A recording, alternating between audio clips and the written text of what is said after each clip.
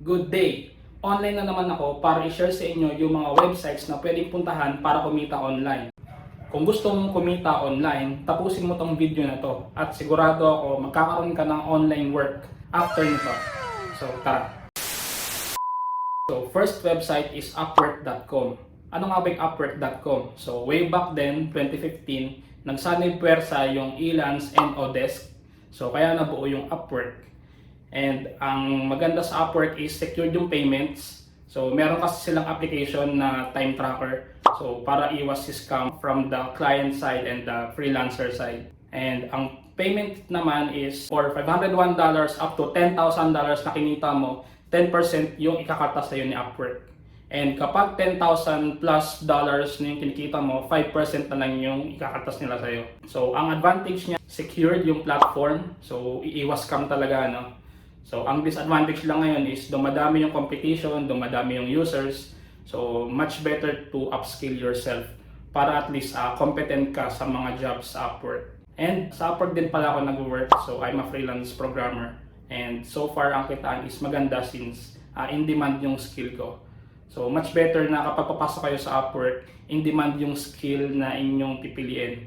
Like yan, sa IT industry, programming, network, engineering. So, yeah. So, second website natin is onlinejobs.ph. So, unlike kay Upwork, si onlinejobs.ph is exclusive for Filipino freelancers.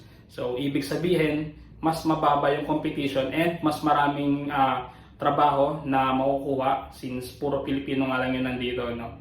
And unlike kay Upwork, si Upwork kasi is merong approval or profile approval na kailangang ipasa. Unlike kay onlinejobs.ph, so pagka-register mo, pwede ka na agad mag-apply online sa platform nila. And variety of work, so madami din, merong VA, may social media management, may programming, may web development. So, ayun, marami ring pagpipilian sa platform nila na work, so hindi ka rin mauubusan. Advantage ng onlinejobs.ph para sa akin is yun nga, low competition since puro Filipinos and more variety of jobs na ang available sa kanilang platform.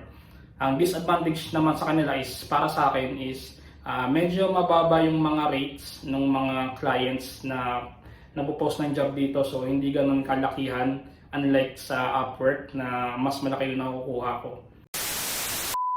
Website number 3 is Hubstaff Talent. So yung Hubstaff is a software na ginagamit for time tracking, and yung mga jobs na pinopost dito is from their clients na gumagamit ng time tracking software nila. Ang advantage ng Hubstaff Talent is every week 50 plus yung jobs na pinopost sa platform nila. So makakapili ka talaga.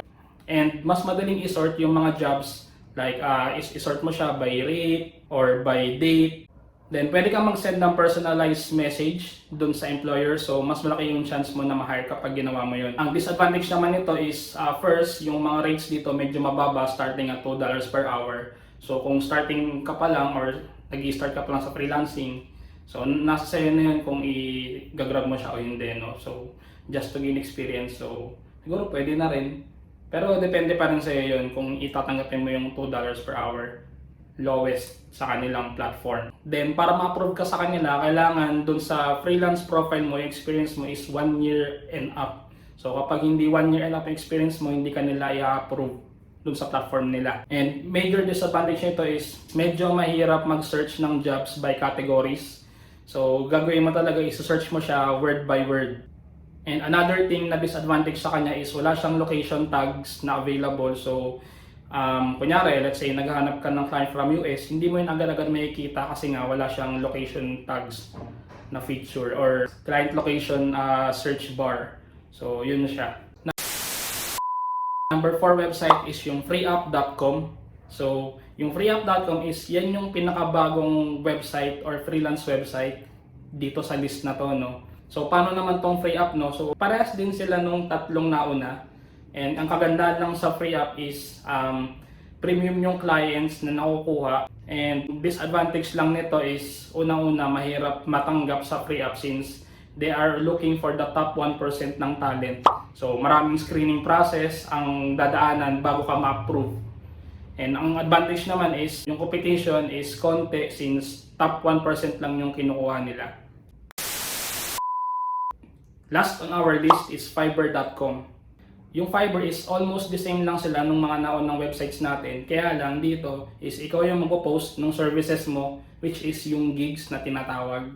So, ang gagawin ni client is kapag nagustuhan yung services mo, doon ka nila kukontakin. So, ang advantage nito is madali mag-register, madali mag-post, and higit sa lahat yung clients yung magko-contact sa'yo. Ang disadvantage naman dito is, napansin ko para sa akin is maraming scammer na client and yung competition madami din. Since itong Fiverr is one of the top freelance platforms in the world. So, ayun. At yun ang aking list ng top 5 freelance websites na pwede mong applyan ngayong 2021. So, good luck sa pag-apply and sana makahanap ka ng work online. Kung nagustuhan mo tong video na to, don't forget to like and subscribe. And kapag nakakuha ka na ng client, comment mo sa baba, may client na ako. Hanggang dito na lang guys, bye-bye.